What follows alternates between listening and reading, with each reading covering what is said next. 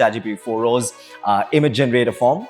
How important is finding that balance where it is not just about turning it out the fastest so that it doesn't hamper the creativity, which is important? People feel like they don't have enough content, and counterintuitively, 70-80% of CMOs say they're producing content that they're not using. So there's like this disconnect between supply and demand, if you know what I mean. And I think what great creatives do is, one, they figure out what the right supply should be. There was this notion that the more content is equal to better engagement. How can brands and industries understand this even better and focus more on quality than just quantity? Clients spend a lot of money understanding the value of each campaign or their overall marketing spend, but they very rarely are focused on the value of an individual piece of content. Yep. When we implement either some of these technologies, some of these process change, some of these analytics, we see 3 to 5% conversion uplift. Forget about the content, just from campaigns getting to market faster. More content does not necessarily equal better outcomes. No, better content equals better outcomes. So often clients come to us and they say, well, produce me more stuff for cheaper. And our Dentsu creative teams will say, well, we implemented the technology before you even knew it exists. Have there been youngsters, people working under you, juniors who walked up to you and asked, is our job in danger? Are we going to lose our job because of AI? What do you say to them? Every day that happens. I mean, look, it's a real fear. Do you know what happens when two of the sharpest minds in digital transformation and also two hardcore cinema lovers sit down to talk content, creativity, and AI? Together, they will dive into why marketing content today deserves a supply chain of its own. As brands across the globe grapple with skyrocketing demand for personalized omni-channel experiences, this conversation unpacks how AI, automation, and design thinking are helping businesses go from content chaos to creative clarity. From rapid prototyping to ethical AI and bridging silos between teams, this is your playbook for building a smarter, scalable, and a truly effective content ecosystem. Not to mention loads of conversations about the future types of jobs now with the advent of Gen AI, and how designers can save theirs now that image, poster, creative generation is happening with one simple prompt. Doesn't matter if you're a global industry, a coder, a designer, or a cinema lover for that matter. This is one podcast you will not want to miss. So let's get into it.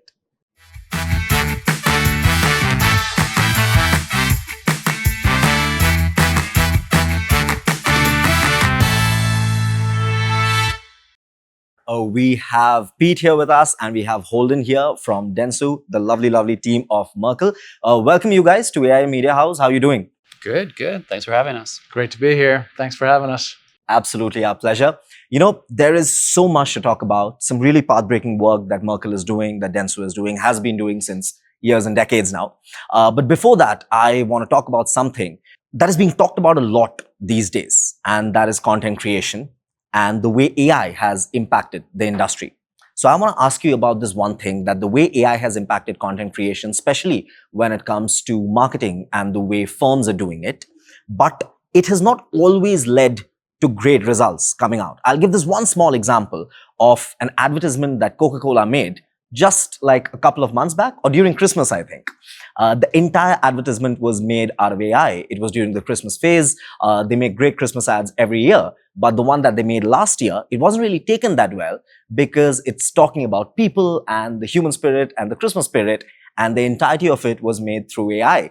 And the reactions ranged from creepy to unnatural to all sorts of things. So what is your take on that? We'll start with you, Holden. Well, this is maybe too philosophical, but with any technological shifts, there's human adoption versus the quality of the technology itself. And we're kind of in this phase where I feel like we're in the uncanny valley where, like the Coke commercial, there's an element of it weirds us out. Like there's no more scientific, it just feels weird. Something about that feels off and like triggers some weird sense in your brain about, should I be okay with this? Like, is this taking away from people's jobs? Like, why would you do this way? And the technology itself has advanced in leaps and bounds, but it's still very imperfect. Like you see a lot of the stuff on social media, and sometimes it's used for less than positive political things, but like deep fakes, those kinds of things. But you can still like catch, like you know what to look for. You know to look for the hand and like the fingers is like an extra arm or something. And so it's the combination of, I think, both the technology is not as sophisticated as it will be even a week from now, a month from now, a year from now, like the pace of things. But also that I think we as a society we don't have like a mental framework for how to think about this. I think we're all sort of trying to figure out our own value system around this. And I think that example of 100% AI generated is not the pathway that we're finding to success. I think there's, if you take a step back and you think about the opportunity for brands, which is to deliver messages to smaller and smaller segments, maybe even at the individual level, a message that would resonate. I think that is the potential for AI, that it can allow a business to scale the personalization that it does. I think to Holden's point, we're a long way from that, probably. I think there's a lot of excitement about AI right now, generative AI specifically. And I think there's good reason for it. I think it's taken a big leap forward in the last 2 years, but there's still a long way to go. Absolutely. I want to ask you guys, what's maybe broken in the traditional content model? If you think about a global brand and how they're working with hundreds of agencies and hundreds of production partners, and they're launching these campaigns consistently and regularly, they are very rarely leveraging any of that investment for more than the duration of that campaign. So they're creating all these assets, and not only are they not leveraging them, they don't even know necessarily what's out there. They may have no idea. If you're someone who sits in the organization in Hungary, you don't know that the team in Taiwan has just created this amazing campaign that could be leveraged by you. And some of that is technology, some of that is process and systems.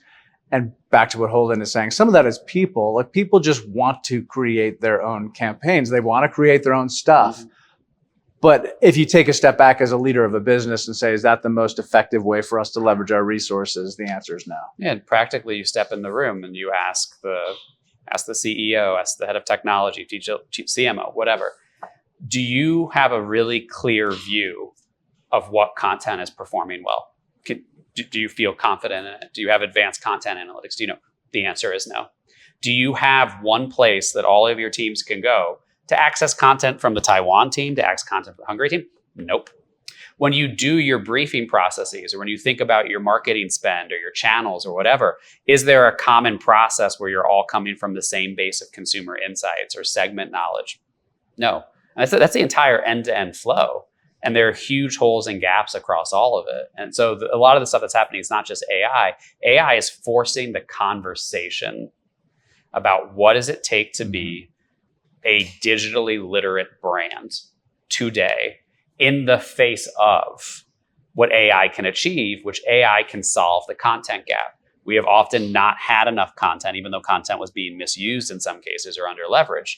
Now, all of a sudden, there's this wave of content that's going to come because of AI. We're already seeing it. We're already seeing like all the noise on social and all the kind of like crap you have to get through.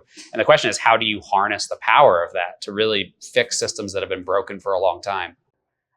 Talking about harnessing the power of that, the work that Dentsu does, the work that Merkle does especially, it's known, it's appreciated across the world. But even then, there might be a section of the audience who may have even watched many of those content, but don't know that it's been done, or the minds behind that are the Merkle minds.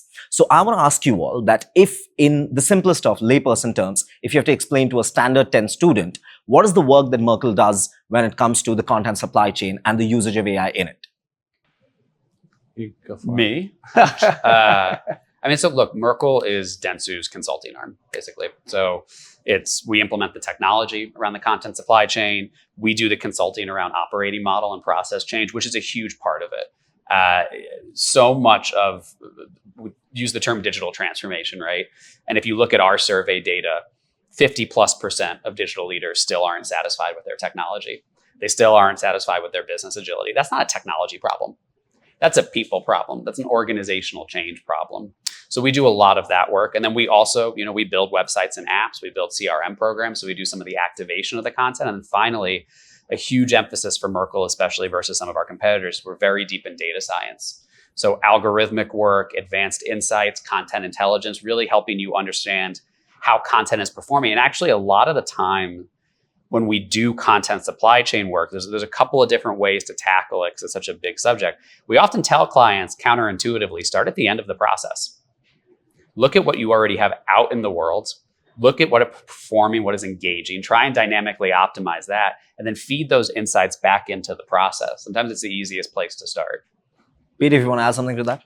Yeah, the bill, I think Holden's exactly right. Like our focus is on helping our clients become more skilled with digital ultimately. And that means a lot because it's not just about getting stronger with one set of tools. It's really empowering your organization to leverage digital effectively and connect with their customers effectively. And so what we think is unique about us in that world of digital transformation consulting is that we are really born from data. And a lot of the team here is a lot of that strength, right? We've got about 4,000 data scientists just in India alone. Across the world, it's even bigger than that. And so having that source of truth and that source of knowledge and that set of capabilities that can help our clients to better understand what's happening with all of their activity is really powerful. And the other thing I would say is we're obsessed with outcomes. I mean, Holden talked about starting at the end. Content supply chain is a massive area of opportunity for clients. But if you don't know what you're trying to get out of it and you're not focused on the end state that you think you're trying to get to, it's going to be hard to be successful. So a lot of our focus is helping our clients really understand the impact of what we can do for them. Speaking of those supply chains, what does a healthy, scalable content supply chain actually look like? Look, I think so. Start at the end. It's first, the most healthy thing is to start with a vision for where you're headed, right? Where do you think there's an opportunity for you to be more efficient, more effective with your content supply chain, and clearly with the consumer in mind, right? We, as a brand, come from a place of believing that customer experience is going to be the thing that differentiates you as a brand as you look at the next 5 years. So that's the first thing, is to start with that end in mind. And there's many other things, but I'll just focus on the organization itself. I think, as Holden alluded to, the key to success with content supply chain and with AI in general, AI is breaking down the silos in an organization, right? So I talked about the different countries before, different regions around the world, but there's also the different departments and divisions who are dealing with the same customer. So the customer only knows you as a brand and a company that they do business with. But the reality is you're coming at it from the specific KPIs and the specific perspective of your department. And so a lot of the work that we do around content supply chain is to help to organize the clients to take advantage of the supply chain and work in new ways where they're really just connecting with that single view of the customer. Something happened about 4 to 5 days back, 7 days back, which kind of took the entire world's social media by storm. And that is ChatGPT 4.0's image generator form, where you could giblify any of your images. The world went nuts, absolutely. But the deal is, when we look at the image generator latest tool, the maximum noise was being created with all of the pictures getting turned into giblified form. But that is not all. There is so much more that you can do. As a matter of fact, I was sitting with our senior creative director of AI and Media House, and I saw that with a few prompts itself, there are comic books of 10 pages getting generated within a minute. And I spoke to the director, and he said that generally this would be from a designer's maybe entire day of work to generate 3 or 4 pages of this comic book. And that is happening in a matter of minutes. So like 10 pages, 10 minutes, or maybe even less. So I want to ask you all that it's not just comic books, is it? It's the infographics, the digital media posts, the social media posts, a lot of the contents when it comes to firms and industries and companies. So how important is finding that balance where it is not just about turning it out the fastest so that it doesn't hamper the creativity, which is important? It is such a hard tension. And, Dentsu Creative is part of Dentsu, obviously, if the name wasn't clear enough. It was one of the best creative agencies in the world. And I talk to those creative teams all the time, as does Pete. And I think what people kind of fail to understand is they've been using tools like this for years. It's advanced a lot, but things like Stable Diffusion, which we like quite a bit. I mean, we're actually big consumers of Adobe's tools. We use Firefly ourselves.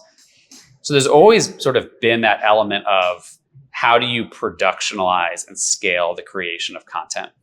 And even though I said before, I'm going back a little bit, but there's a reason for this, people feel like they don't have enough content, and counterintuitively, 70, 80% of CMOs say they're producing content that they're not using.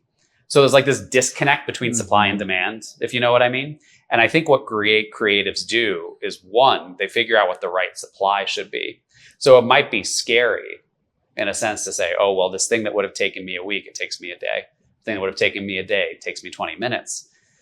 But it still takes a certain mind to be able to figure out what is the right message, what is the right tone, what is it that I'm trying to convey, what is the broader brand strategy. And in a marketplace where everybody will have the muscle, like create the notice of like creative production will be democratized, and then kind of the risk that comes with democratization is commodification, right? But just because everybody has the muscle doesn't mean everybody has the mind. And the opportunity to really break out creative, transformative work, that opportunity is still there. I think that opportunity will be accessible to more people around the world, which I don't think is a bad thing. But I think all of us are still challenged in thinking about how we harness that. But one sort of counter example I'd give you is, some of our teams in Northern Europe, I think it was in Copenhagen, worked with a local zoo. It's a great, awesome organization. They wouldn't have really been able to afford like super high-end creative services, like the really big global creative agencies. And we were able to bring them in and kind of do like what we called an AI petting zoo. And we were able to help them come up with 100 creative campaign concepts just using AI. And it was such a fun, creative, interactive exercise. It still took creative leadership to say, these two things are the right direction. We need to tweak this a little bit. We need to think about this differently. But that allowed that zoo to launch this like really awesome, engaging campaign that would have never been able to do it before. And so, there's some bad in it. I hear that, but with that comes the good. In short, tell us a little about the bad in it and how can firms take care of that in the best possible manner? Well, I think the risk is that you just produce low-level work that's incredibly tactical and you don't push the ask. I mean, I love a lot of our clients, but this is why the analytics, the insights, the strategy part of it, which Dentsu Creative is so good at the creative strategy, Merkle is so good at the business strategy. That's why the strategy work is so important, because you will get a brief from clients sometimes and it's like 2-3 sentences. It's like, make this ad that makes people feel good about toothpaste. And you're like, what am I supposed to do with this information? There's nothing here. So anybody can give you mass-produced, hyper-scaled. Correct. They can't necessarily deploy it. That's one thing. You have to know how to deploy things to different channels of sophistication. But the work that allows you to drive to better outcomes is pushing the ask and thinking about the strategy behind it. So some of the bad things are some of the things that you mentioned. It's the risk that the internet could just be overwhelmed with noise. But I think increasingly, ironically, it's going to be AI as a solution for that. AI is going to help you sort through and curate an algorithm that works for you of high quality content. And what's going to happen is the bar for quality is just going to go up. It's going to become more personal. It's become more contextual. It's going to become more relevant in every single way. And so the bar for us as creatives is going to go up. And that actually produces a great deal of opportunity for our businesses. I think, look, the AI by nature is derivative. And so I think there is a risk for all brands that there becomes a massive sea of sameness. And that is going to create an opportunity for creatives who are able to help brands to really differentiate in the world and tell stories that are unique and develop creative assets that are unique. And then those will leverage AI to scale. And look, I guess ultimately I'm an optimist, and I have to believe that there is abundance in the world, and that this, as AI takes on a bigger and bigger role in our business, which it's going to, because there's a lot of very sort of tactical execution work that is happening, and a lot of that will go away. because AI will just make it easier to scale. But I think it will create new opportunities for creative. But it is something we have to be mindful of and guide our brands through. As you mentioned, that a lot of the part of that work will go away because AI is taking care of it. The two of you are absolute industry leaders, have been from such a long time now, for many years. Have there been youngsters, people working under you, juniors who walked up to you and asked, is our job in danger? Are we going to lose our job because of AI? And if something like that has happened, what do you say to them? Every day that happens. I mean, look, it's a real fear. And I guess the first piece of advice for me is get close to it. Like, embrace it. Don't run from it, because the more that fear sort of paralyzes you, the more you will actually be left behind. So leveraging AI today, it's not going to take your job. Today, you can use it to make yourself better at your job. And I think that's the main piece of advice, is really lean in and embrace it. We did some analysis, and we made 4 very big predictions that basically drive our corporate strategy at Merkle. And one of them was in coding and engineering. There's this notion of like the 10x programmer. It's kind of like a joke in the industry. It's like this person is like amazing and they're so fast and they're so good and they produce 10 times more than another engineer could. And usually they kind of have like an attitude problem. Like, that's kind of part of the joke. But we believe by the end of the decade, not that we're magically going to replace employees with AI. We think every single one of our employees will be 10 times more productive. And the thing is, it's not going to be like you log into Microsoft Teams and you have access to GPT. You're going to have a personally trained AI companion that works the way you want to work. Right. And I'm going to have one that works the way I want to work. Pete's going to have one that works the way he wants to work. I might need help ideating something for a big presentation or doing some detailed analysis. And I'm going to have that companion working with me. And it's going to allow me to increase my output that is actually valuable. And so I understand the fear, and I see what we're all seeing in the market. And there's a lot with economic stability and political instability. I actually think it has less to do with AI than people think. I think AI is kind of like the excuse for a lot of behavior. I don't really think it's the AI. But what I'll say back to those people who approach me, like they approach me, is I say, well, what is it about your job that you're worried about is going to be replaced with AI? And we talk through it a little bit. And inevitably, it tends to kind of come down to like the semi-repetitive tasks. And I'll say, like, okay, well, is that really the stuff that you want to be getting paid to do for the rest of your life? And usually there's a pause and there's some silence, and the answer ends up being no. Like, well, what could you do with that? So even for our creative teams in Dentsu Creative, you have all of these ideas in your head and you just want to be able to get them on paper. Well, now you can do that. Now you can potentially produce, instead of 2 different design directions for a campaign, maybe you produce 100.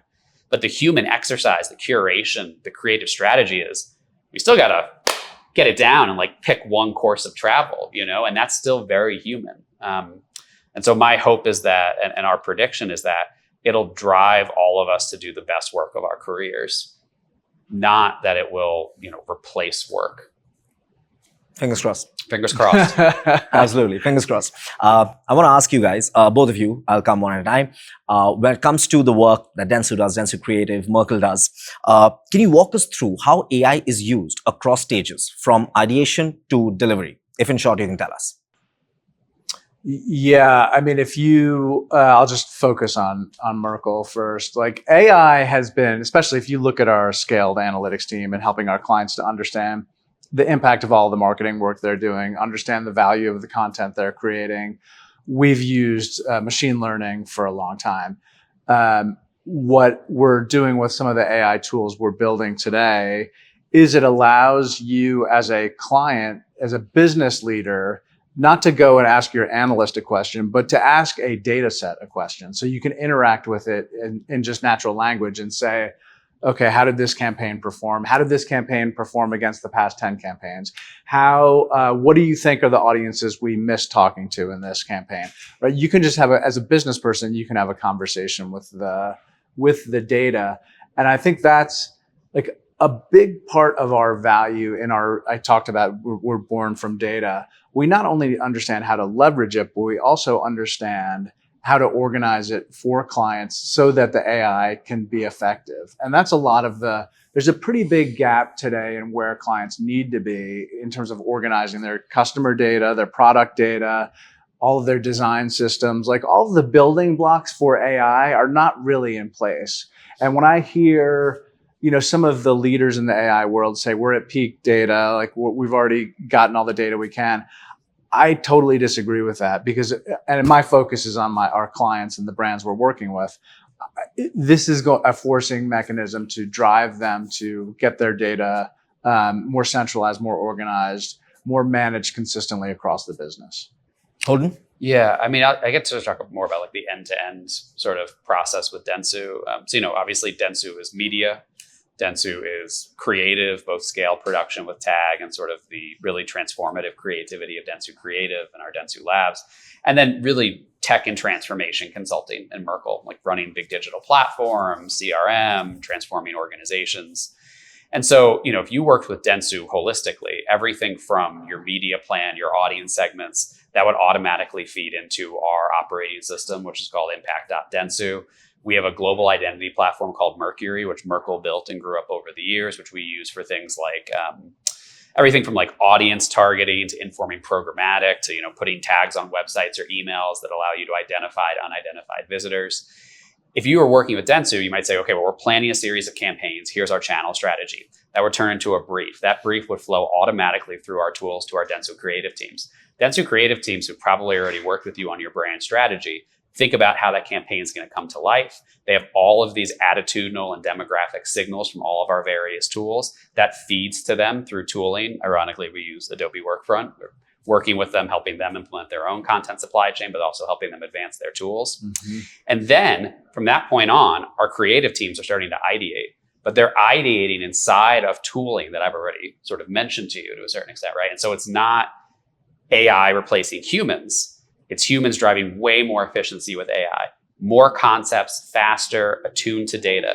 When the time comes that we actually start producing these things, it was really our Dentsu creative team several years ago working with Merkle that kind of innovated on dynamic content optimization. The idea that in the middle of a campaign, you're an airline and you're advertising on Facebook, you have ads out into the market based on all of these different signals. We'll optimize all of it. We'll change out the assets in near real time. We were doing that before generative AI was even as scaled as it is now. It's really only amplify what we're able to do.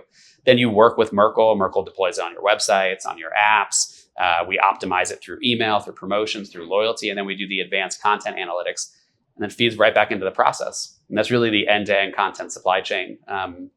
The thing that's interesting is a lot of the creative agencies, not big brands, are actually the biggest users of AI and of these tools that platforms like Adobe put out. So we're often in the driver's seats for our clients saying, hey, here's what's working, here's what's not working, here's how you can kind of optimize around that. We've learned those lessons for you in a lot of ways. You spoke about content optimization. There was this notion that the more content is equal to better engagement, which a lot of brands are now realizing that that's not the case at all. How can brands and industries understand this even better and focus more on quality than just quantity, putting it out there, bang, bang, bang? Well, I mean, Holden mentioned this earlier. The crazy thing is clients spend a lot of money understanding the value of each campaign or their overall marketing spend, but they very rarely are focused on the value of an individual piece of content. Yep. And so it's a content supply chain for me. That's one of the bigger opportunities, is to really understand how engaging was it? Which audience was it engaging to? Was it effective in actually lifting our brand? Was it effective in driving the action that we're trying to drive? So it's a pretty significant opportunity. When you think about so I'll just throw some numbers at you. Please do. When we implement either some of these technologies, some of these process change, some of these analytics, we see 3 to 5% conversion uplift. Forget about the content, just from campaigns getting to market faster. The ability to rapidly respond to conditions, to social sentiment. So we worked with a big healthcare company, and healthcare is absolutely the most complicated category for this. Not even close.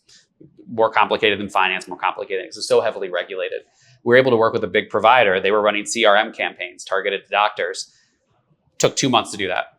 We shortened it to 8 days, right? That's before we brought content generation technologies into it. That was just automation technologies around workflow, around risk, around analyzing different channels and different segments. So something about speed to market drives more value. There's what Pete's talking about, which is the individual content block level. You said something that was really, smart. Not to suck up to you too much. You said something that was really smart, which was more content does not necessarily equal better outcomes. No, better content equals better outcomes. Exactly. You could have a mountain of content. If you don't know how to target it, if you don't know what actually works, it's the deployment and the activation where things fall flat. And so often clients come to us and they say, well, produce me more stuff for cheaper. And our Dentsu creative teams will say, well, we've already been we implemented the technology before you even knew it exists. And that's not your problem. Your problem isn't more stuff yet. In some cases, it can be. In some cases, there are smaller clients who really can't scale. And I do think this is going to be democratizing for smaller, more like digitally native brands. They're going to be able to compete with Goliaths now because they can churn out a lot of content. But it's the activation, it's the deployment, and it's the operating model that's necessary. I present at conferences and I'll say, raise your hand if your media team, which is thinking about social, it's thinking about television, it's thinking about billboard, your CRM team, your emails, your apps, your messaging. What's the most popular messaging app in India? WhatsApp. It's WhatsApp, yeah. So your teams that own that messaging touch point, that own the direct customer engagement. And then maybe your digital teams own your website and your app. And I'll say, raise your hand if they have common KPIs. Mm-hmm. Raise your hand if they all share the same assets. Raise your hand if when your marketing teams do like a big TV campaign, those assets come through and your CRM teams and your web and app teams can use them. Nobody raises their hands. Right. And that's where a lot of the value is in this change. It requires whole body change. It requires organizational change. And the companies that aren't able to change are going to be lapped by more AI native companies that aren't so stuck in their ways in terms of their operating model. I want to ask you guys, recent times, maybe the last couple of years or so, if you can tell us case study of maybe 1 or 2 examples of brand campaigns that you guys are really, really proud of.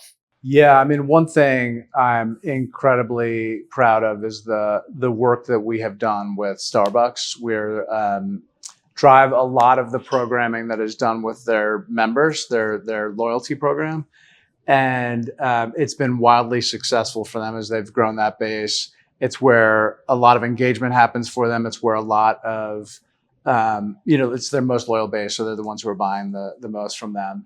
And the fact that a brand like that has trusted us with those relationships has been pretty powerful.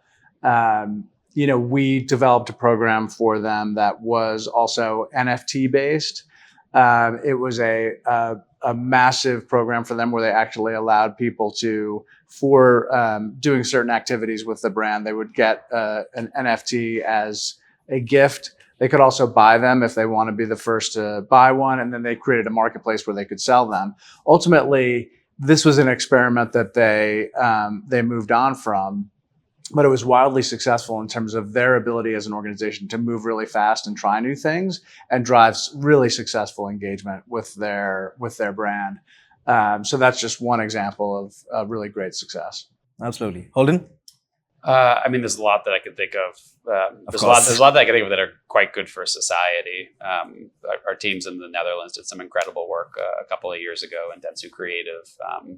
But if it's more sort of aligned to like the automation, like the leverage of AI, those kinds of things. Sure. We've done some work recently with Kellanova, which owns Kellogg's, and a big problem for CPG brands is for the most part you tend not to have direct digital interaction with consumers, right? True. Like you're not really going to the website for a cereal company, And so we did this project based in the UK. It was a collaboration between Dentsu Creative, which ran the campaigns, and Merkle, which ran the experience, the activation, the loyalty platforms, and then implemented some of the automation technologies behind it. We basically did connected packaging. There was a QR code tied to a series of marketing campaigns that would take you to a connected digital world. And it was super fun. They're like games you could play. This launched in the UK. Unfortunately, right now it's mostly only accessible in the UK. There are these amazing games you can play. And you get rewards and that's fine, but that's not the point. The point is to build a deeper connection, to understand the product, and also just like to have some fun shopping. And what we did behind the scenes on that with those teams was there were a lot of pieces of content supply chain that were implemented. The way that you connect creative content from a campaign into what's called a content management system that flows through to a website or an app, which sounds like talking to you, you're like, oh, that must be really easy, right? Almost no brand in the world has that connection set up. It is very uncommon that media and marketing assets feed into digital touch points in that way.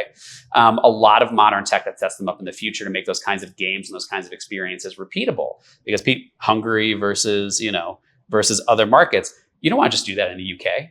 You want to be able to scale that program and that joy and that kind of brand fun globally. And so we were able to set the foundation for them to do that.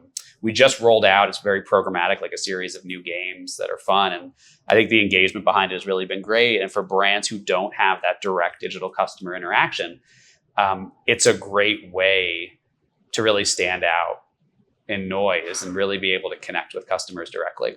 Sounds very fascinating. I want to ask you, and this is because even in your answers, there have been a couple of times or maybe thrice that you've mentioned Adobe. Mm-hmm. I want to ask you that in the last week itself, through GPT-4o's image generator, a lot of the critics have cited this, that it can reduce the reliance on platforms like Adobe. What's your take on that? Do you know the show I Love Lucy? No. Okay, this metaphor might not work. I Love Lucy is a very old sitcom in the United States. And so there's this episode, and there's an episode about a chocolate factory. And there's all of these chocolates that are dropping down onto a conveyor belt, right? Uh-huh. And she's trying to put them in all of the individual boxes, but the chocolates are coming too fast. And that's basically the joke. She can't get them all into the boxes. I want you to imagine the content supply chain as the chocolate conveyor belt. Mm-hmm. What people are talking about with OpenAI's image generator is just the thing that produces the chocolate. It's just making more chocolate. Right. You have to put it in the box. You have to quality control the chocolate, the concern about the Coke ad that goes astray. You have to put it on the right truck to go to the right market. You have to make sure it's not mixed with peanuts for anybody who has a peanut allergy. The actual production of the creative is one of the smallest parts of content supply chain. That is not the problem. It is how you distribute the assets, how you learn from that, how you make sure there's minimal waste, there's a sustainability impact. And so you could use OpenAI's image generator, and there are still 50 other tools from Adobe that you would use to hook it up to. Right. Whether it's Workfront, which helps you automate the entire marketing workflow, whether it's sites and assets where you store all of the content because you need to tag it, you need to learn from it, you want to reuse it, you don't want to just keep burning up energy and waste by creating new assets over and over again. You deploy it to different touch points. You build sort of a positive feedback loop. If somebody engages with this, you serve them this. If they don't like this, you serve them something else. So that I think people are very focused on just the creative side of this. And they don't think about, well, how does the creative actually get to you or me as a consumer? That's the supply chain part of it. And that's the part where we're early innovators with Adobe. We won one of their first awards around Gen Studio. Gen Studio is part of the production technology, but it's so much more than that. And the problem is so much bigger than that.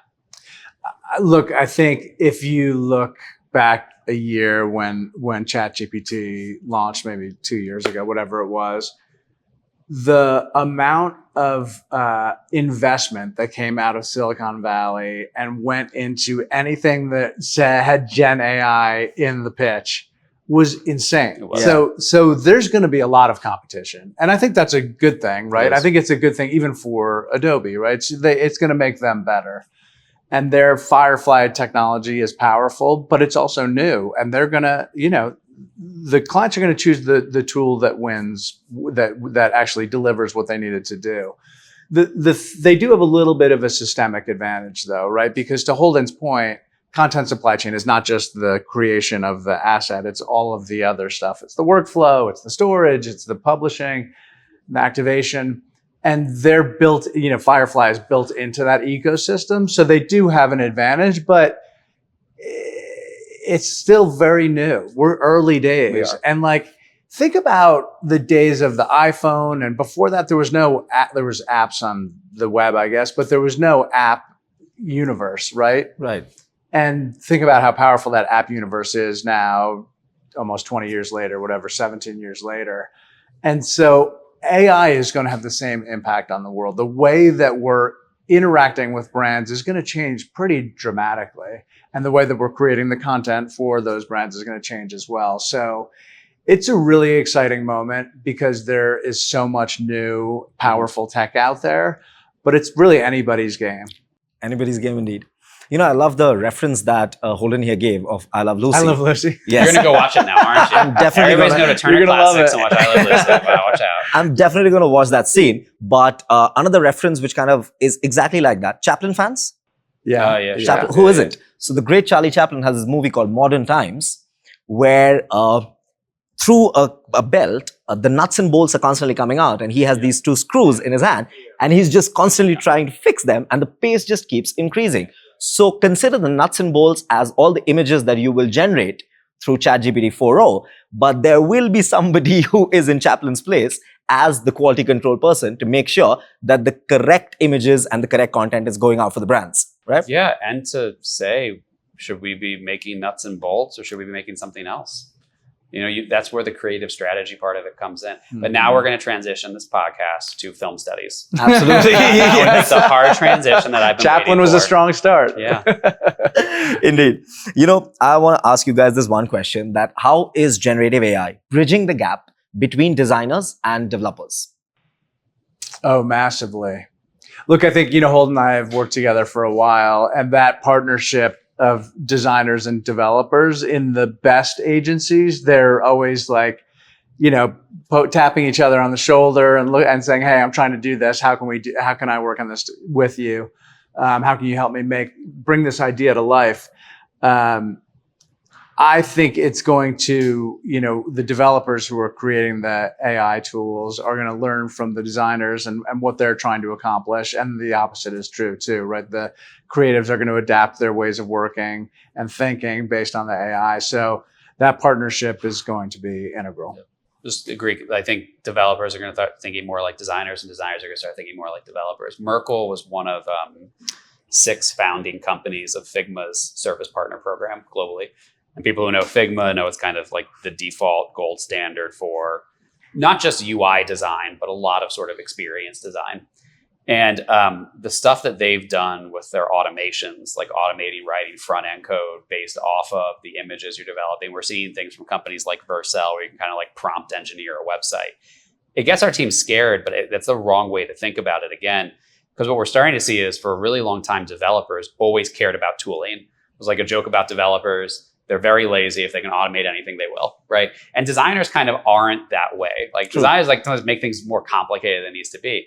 Well, now all of a sudden, we're looking to hire designers at Merkle and at Dentsu Creative who are really opinionated about workflow and process and tools. And that was very rarely the case. Like our design systems practice has been growing tremendously. Design systems are kind of the tools that company use to make other digital products. Like it allows you to make an app faster. And so most enterprises need a design system. And so all of a sudden we're hiring for these people who are thinking about how do I blend machines and AI with human teams to generate more output? And on the development side, it's all like, well, now all of a sudden I have more creative freedom. I can kind of like think about these concepts and I can talk to an AI that can help me develop and then compile code that makes sense. It's like I finally have somebody to talk to about what I'm trying to work through. The one thing that I think will happen is I think design and what's called front-end development will probably collapse into one thing. But that creates incredible opportunity for people to sort of reskill and be broadened. Like I don't know any designer who wouldn't want the ability to produce the front-end code and deploy it to production. And I know very few front-end designers who wouldn't want to like, oh, I wish I could like visualize that little interaction of how that thing swipes. And they haven't been able to do it. And now all of a sudden they're going to be able to do it. The bill that I was thinking about, Holden, as you were talking is, you said a couple times, strategy is super important, and strategy is important. And I think when I think about designers and developers, whoever owns that digital ecosystem, the product developer who's making sure that they understand what the customer wants and what the teams are creating, that role is so important. Is in this world of more touch points, more things, scaling. It's going to be crowded out there, and the people who are able to filter it and make meaning of it for the customers are going to be really valued. I want to ask you guys, with the industry changing so rapidly, what are the newer, fresher roles that are emerging in modern content teams? Well, we are actively hiring for designers who are, nobody's really an expert because it changes so frequently, but who are very, very invested in AI and what it means for tooling and how you generate designs and how you lead clients through exercise to think about sort of dynamic experiences on websites and apps. Same thing for our loyalty business, same thing for email, CRM, messaging. So that's definitely like a whole new class of designer, like systems designers who think about how to manage flow across teams and how to leverage AI to produce more.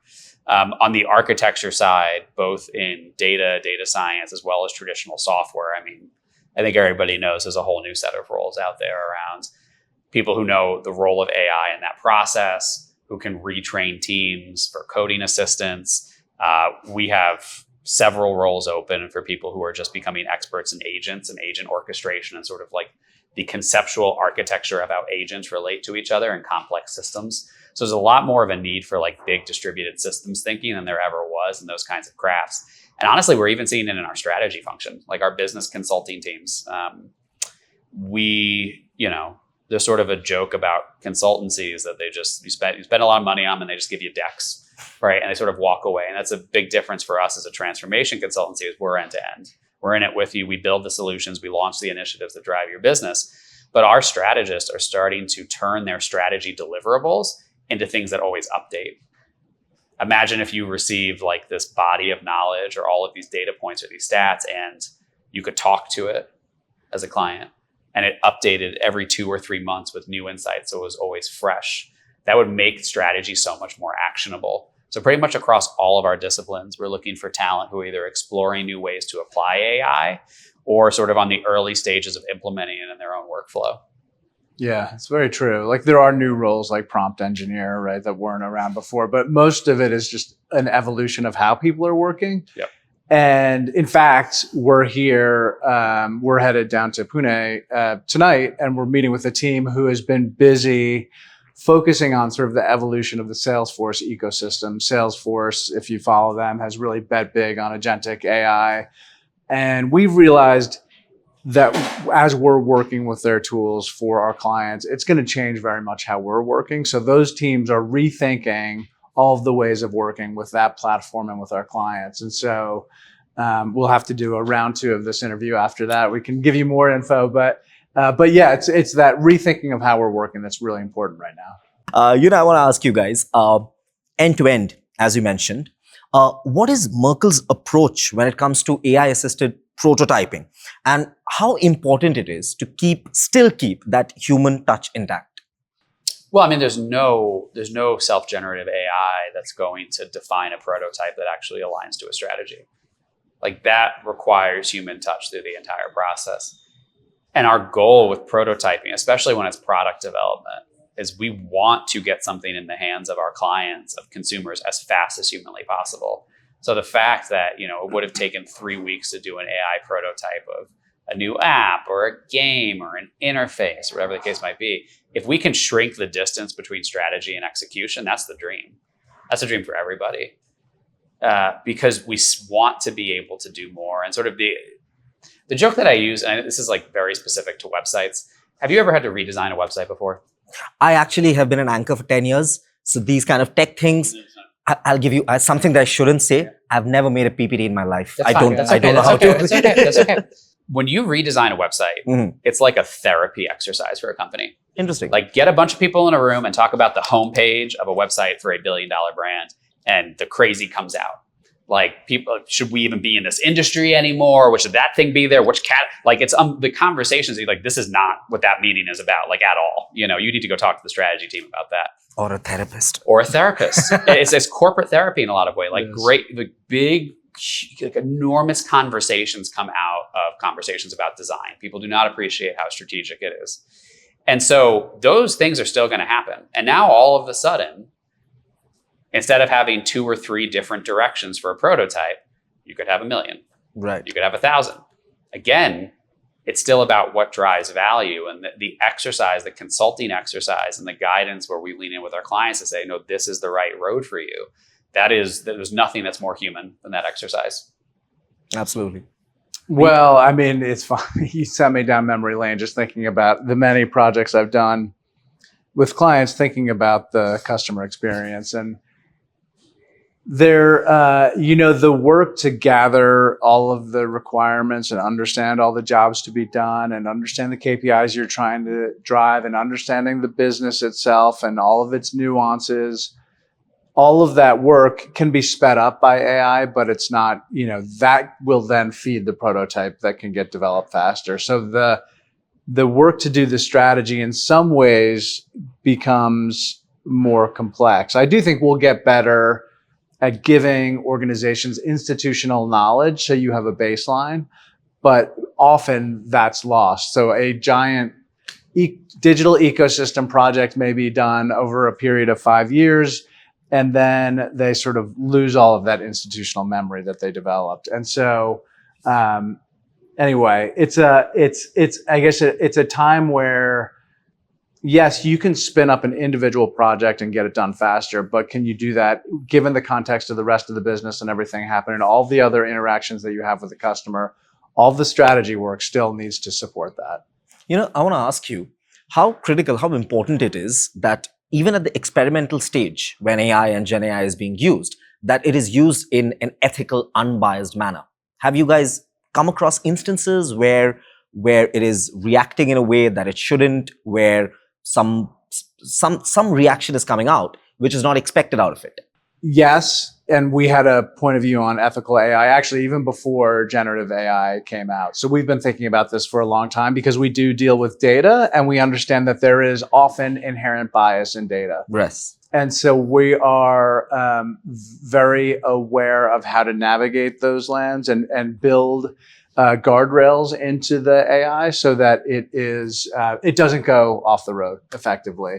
And so it's even as we start looking at new forms of AI and more advanced forms of AI, we always have ethical and ethics at the front and center.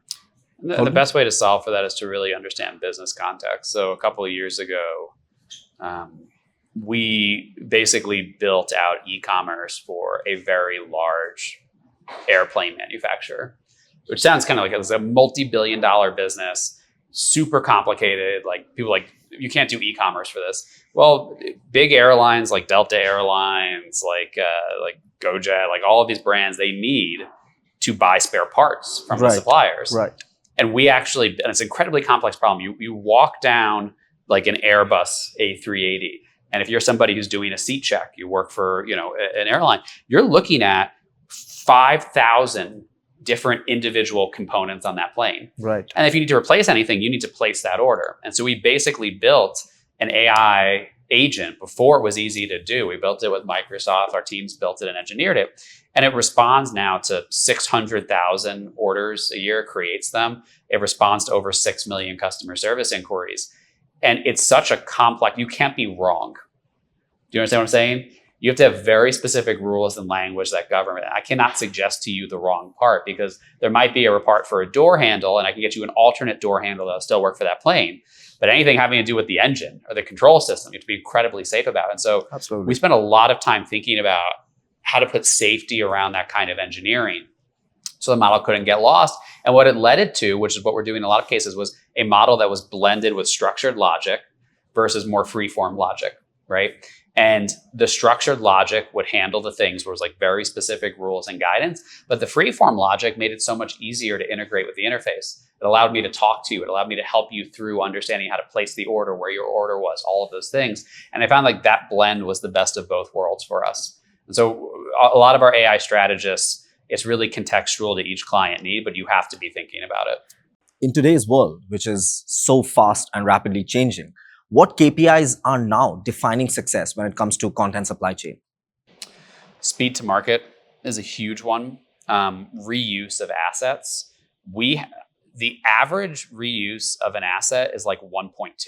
Like you create an image, you create a banner ad, you create a big billboard. Let's not talk about content supply chain, you think just digital, but with Tag at Dentsu, we produce physical collateral, right? So like a huge billboard display. You're reusing that asset almost never. So we want to see asset reuse because that means you're leveraging things. That means you're driving costs down. We see reduction, sometimes up to 20, 30% in content production costs. We've seen somewhere between 3 to 5% improvement in conversion rates, which is like a very large amount, actually, because most companies, their conversion rates are like between 5 and 10%. So it's a huge jump by targeting the right contextual content to the right people. And it tends to reduce operating costs and systems as well, because you're storing fewer assets if you're using them better. There's less back and forth. You may be able to optimize the agencies that you work with. So content reuse, effective engagement with content, improvement in conversion, reduced cost of operating. Those are all of the things that we tend to see in this space.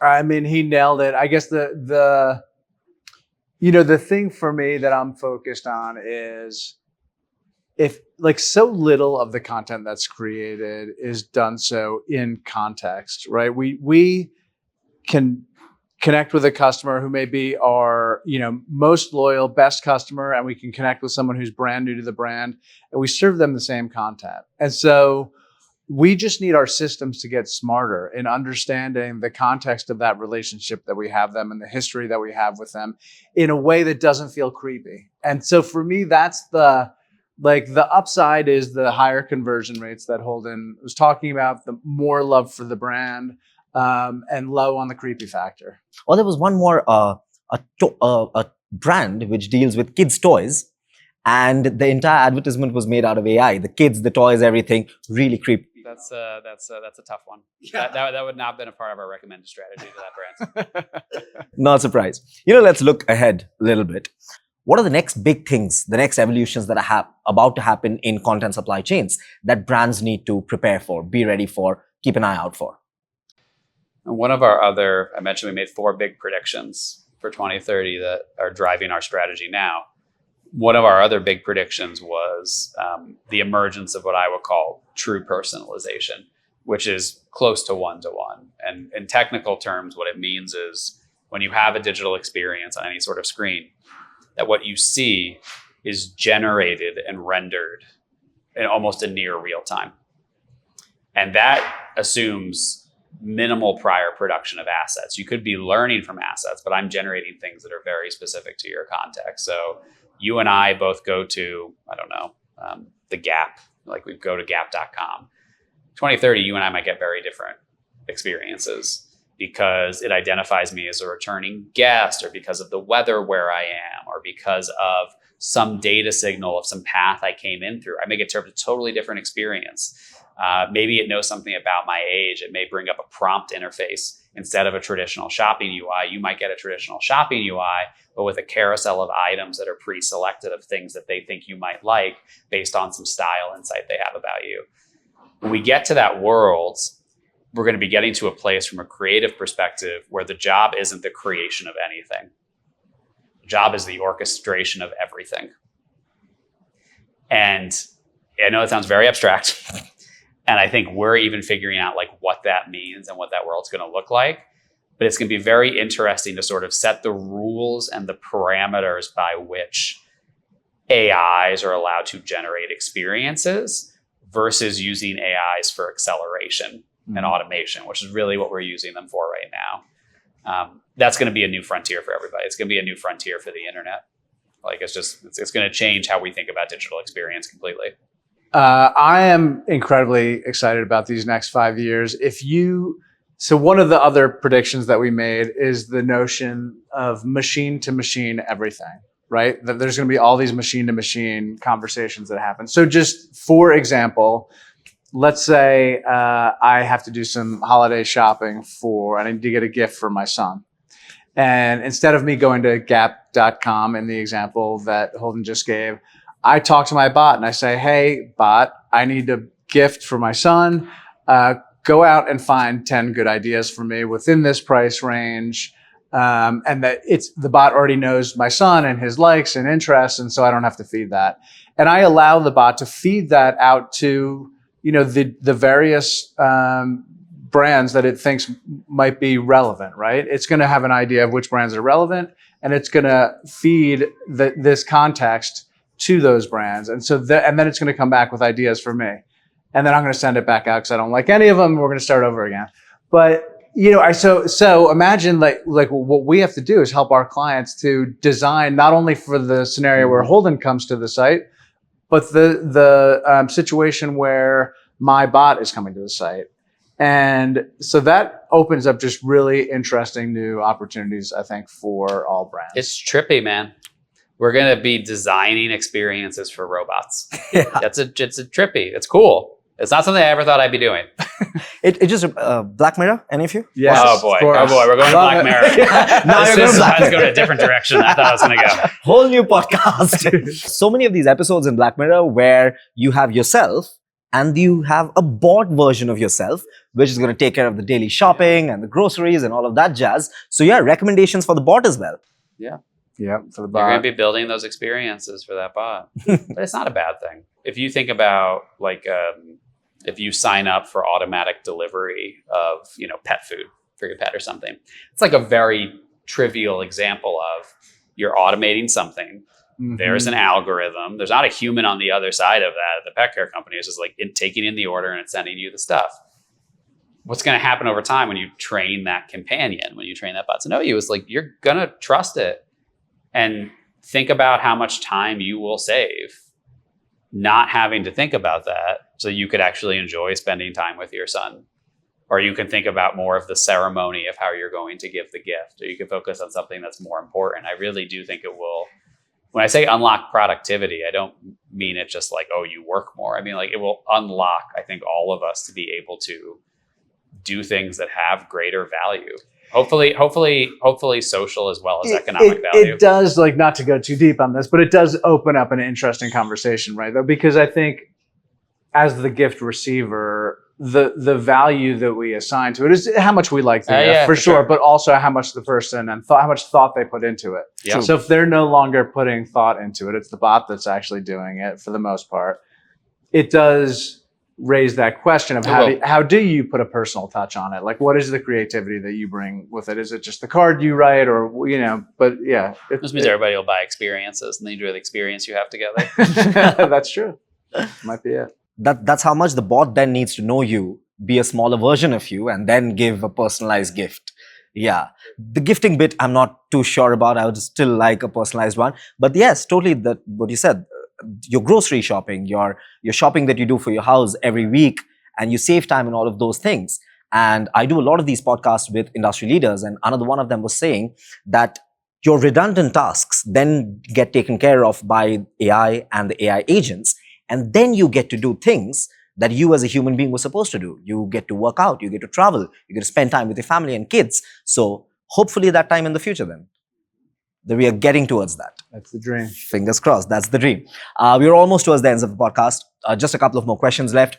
If you had to give one piece of advice to a CMO today, what would that be? I think to the CMO, well, one piece of advice, I have a lot of advice, but I guess the first thing I would say is become best friends with the CTO. That's my advice, because I think that you talk about designers and developers, it's the same thing at a different level. The CMO needs to befriend and welcome the CTO into their world so that they can create better work together. Holden? Holden's reaction? The one thing I say to any CMO is your KPIs are wrong. And you need to stop thinking about just acquisition. You start thinking about customer lifetime value. And when you start thinking that way, you start thinking more experientially. You start thinking more holistically about the entire customer journey end to end. And probably the other thing I'd say to most CMOs is don't be scared. Because I get it. There's a lot of profitability pressure in a lot of organizations. Marketing is one of the first things that gets cut. But now more than ever, with what's going to happen with the wave of content online and all of these expanding touch points, the ability to build authentic, compelling messaging for a brand to break through has never been a more in-demand skill. So the market might feel a little bad right now, but just like give it some time to wash out. You'll be okay. Absolutely. No good podcast, and this has been a great one till now, is over before a small little rapid fire. So we're going to play a small little rapid fire, quick questions, quick answers. We'll keep it like that. All right. film studies. Yes. One tool or platform that you just can't do without. I shouldn't say this because it's not approved. I use Perplexity a lot. That's funny you say that. That's mine too. I'm becoming dependent on it now. It's a fun one. It is indeed doing great things. Indian founder, So yeah. Really? right? I didn't know. Oh, I didn't know that. There you go. Nice. Good. I'm gonna use it even It's more now. location appropriate then. Yeah. All right. One content trend you wish would go away. The Ghibli? thing from last week, yeah. The Ghibli trend. Ghibli stuff. We're owned by a Japanese company, an amazing heritage. He hated that stuff. He hated that way back from 2016, Yeah, 2019. he was an itself. OG hater. give him credit. I wish that was over with. One underrated skill in the age of Gen AI. I mean, well, I don't know if it is. The risk is critical thinking goes away, right? That's the thing I talk to my kids about is just, making sure that they're continuing to hone those skills. The tools are very useful, but can't replace critical thinking. It is probably the opposite of what everybody would think. Because they say, "Oh, this is all going to go away." Written communication skills. Oh man, Because it's not just about prompt engineering. It's about the ability to express an idea clearly in a structured sense to convey complex systems thinking to people. It's needed in a consultative role, but it's also increasingly needed in technical roles. Mm-hmm. And I don't think, again, how do you get to the great image asset is you're having a conversation and you're training the AI to be able to do it. You need clear written communication skills. Absolutely. Even to be able to do that prompt engineering, I mean, I don't want to shade on the Gen Z, but you can't have in the same sentence write like 7 times and put together a sentence. I'm speaking to my own background. Everybody should double major in philosophy if you're in school right now. That's all I'll say. Absolutely. Before we end, one last question, and this is, you can make it as philosophical or as you want. In a world, where content from the customer interface is as important to the content that is finally reaching out to the consumers. So how important it is to be able to do the usage of AI as the client wants, but also ensuring that the context is as important, also ensuring that the message is as important, and it is not just the numbers being printed out through AI, and it's not just content pieces going out on social media. That's a big question. That's a big question. A lot of the conversations I have with clients are honestly, they become coaching relationships on how to think about leveraging AI, because a lot of the times we're working with the executives in a business who are the most digitally literate. And they're kind of expected to lead the charge on AI. And then what we see in our own research is, we have our own structure for how we structure companies and what we call CX leaders versus sort of laggards. And the CX leaders are 60, 70% ahead on adopting any form of AI, not through their whole business, but any form of AI whatsoever. Like the gap is enormous. I've never seen a gap like that in any of our research. And the coaching relationship I have with clients is you have to understand that right now this is a tool to amplify outcomes. It's like a force multiplier. It is not a tool that replaces the base underlying thing. You are not magically going to have a campaign or have a website or have an app. You're not going to have a business because of AI. AI is going to be, if it is leveraged correctly, a force multiplier for you and your team. It is going to increase your leverage. Hopefully, if you're strategic about it, it's going to improve the quality of your creativity, your ability to break through in a market. And it's a really necessary reframe because it's not like cloud. It's not like some new piece of software where it's like, well, if I implement that thing, it's going to solve a discrete problem. It's not that. It's a tool to solve any problem. And so a lot of it begins by identifying the right problems to solve. And so I think if you haven't defined the right problem space, it doesn't mean you have to spend 6 months on like a 5-year strategy around AI, because that is ridiculous nonsense. That's garbage that like strategy consultancies sell that will never take you anywhere. But just be really intentional, start small, build a muscle over time, and focus on the things right now that are the biggest pain points in your business. I would say everybody go into a room for 3 hours with your teams, map all your business processes as a business, circle the stuff where you feel the most pain. That's where you should be experimenting with AI. That's your answer. Your answer is right in front of you. I'll take the philosophical approach because and you asked about advice for the CMO. For me, what AI is going to require of brands is that their core be even stronger, that they really know who they are in every single way, that they know how they show up in every situation, that they understand what they won't do, right? There has to be strong guardrails. And so the CMO's role is to understand the technology well enough to know what guardrails need to be created. So Holden talked about experimentation. Like that's so critical that they start to learn quickly and just strengthen that core. This was a phenomenal conversation up until now. How was the chat for you guys, Pete? Really great. Thanks for having us. It was absolutely a delight. Holden? This was all my AI avatar, so I don't know. This is all my bot. I'll tell you how I felt later. Thank you so much, guys. It was a delight to have the two of you here on Simulated Reality. Do tell us in the comments, how was the conversation for you? I'm dead sure, just like everybody here, it was a great conversation for you as well. Tell us your favorite parts. And of course, subscribe to AI Media House for more such content just like this. This is me, Korak, with Holden and Pete here, signing off. See you in the next one.